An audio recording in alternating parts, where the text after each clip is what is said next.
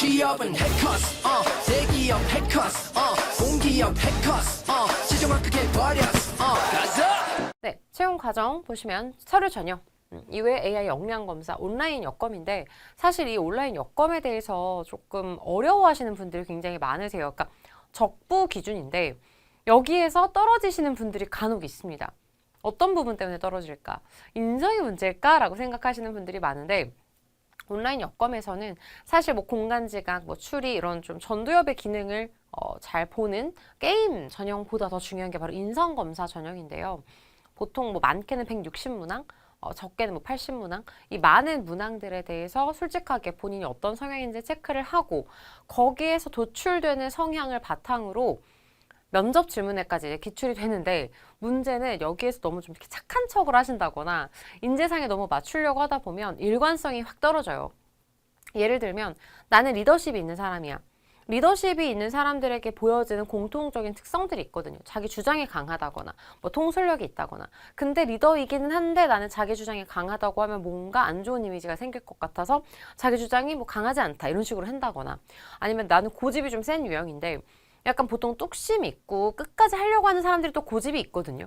그러니까 약간 그 작용 반작용에 맞춰서 일관성 있는 키워드를 맞춰 가셔야 되는데 사실 그러려면 솔직하게 하시면 되거든요. 다만 여기에서 이제 약간 그런 준법 정신, 윤리에 위배되지 않는 선상에서 솔직하게 본인 캐릭터를 선택을 해주시면 될 텐데 뭔가 불이익이 있지 않을까라고 생각해서 만들어진 캐릭터로 가져가시게 되면 거기에서 이제 적부, 부적합 판정이 뜨는 거죠. 신뢰할 수 없는 결과다. 그래서 온라인 역검하실 때는 솔직하게. 근데 다만 그 가이드를 주시면 좋아요. 집에 있을 때의 내 모습, 그러니까 개인적인 친구들과의 관계를 형성하는 나의 모습이랑 회사 내, 사내 혹은 단체 내에서의 나의 캐릭터랑 조금 다릅니다. 그래서 그냥 친구들이 보는 내가 아닌 동료들이 보는 나, 그리고 집에서 누워있는 나의 모습이 아닌 회사에서 앉아있는 나의 모습.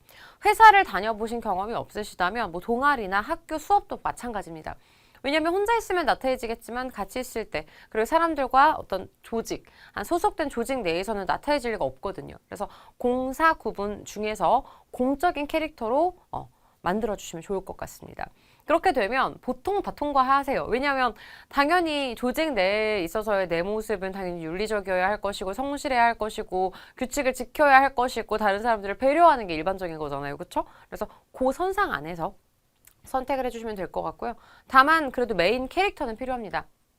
본인이 어떤 가치를 선호하는지 그리고 어떤 성향인지 사실 요거 찾는 걸 굉장히 어려워하시는데 그 가이드라인은 사실 아모레퍼시픽이 추구하는 인재상에 어느 정도 맞닿아 있기는 하겠죠. 그래서 그 부분들은 이따가 이제 아모레퍼시픽 기업 분석 그리고 추구하는 키워드를 조금 같이 보면서 제가 설명을 해드릴게요. 그리고 나서 1차 면접, 구조화, 역량 면접이죠. 그래서 경험, 꼬리에 꼬리를 무는 질문들, 그리고 PT와 토론 면접 순으로 진행이 되고요.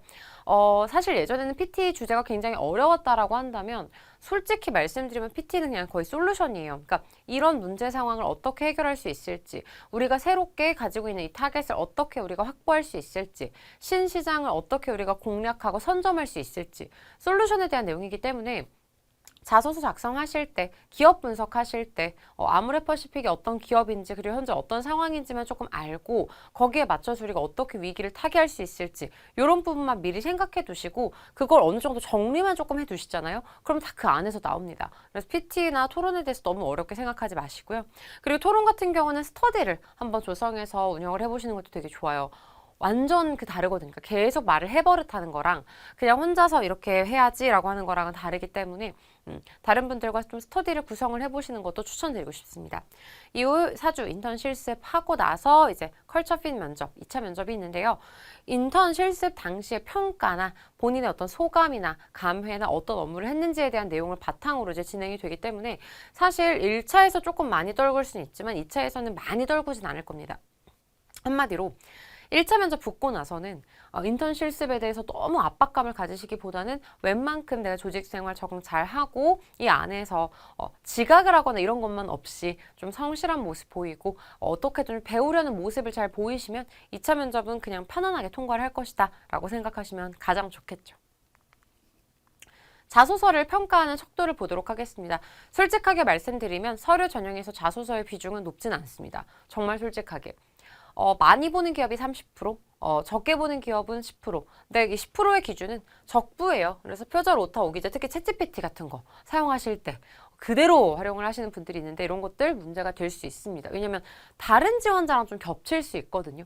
나랑 비슷한 어떤 그 스펙을 가지고 있는 지원자가 챗GPT를 통해서 그걸 그대로 복붙했다고 쳐봐요. 나도 챗GPT를 활용해서 내 가지고 있는 스펙을 가지고 어떻게 이거 활용할 건지 좀 물어봐서 챗GPT 그대로 하면 이제 정말 표절인 거죠. 그래서 챗GPT나 다른 어떤 기술적인 부분들은 키워드를 좀 참고하시는데 활용을 하시면 좋겠고요.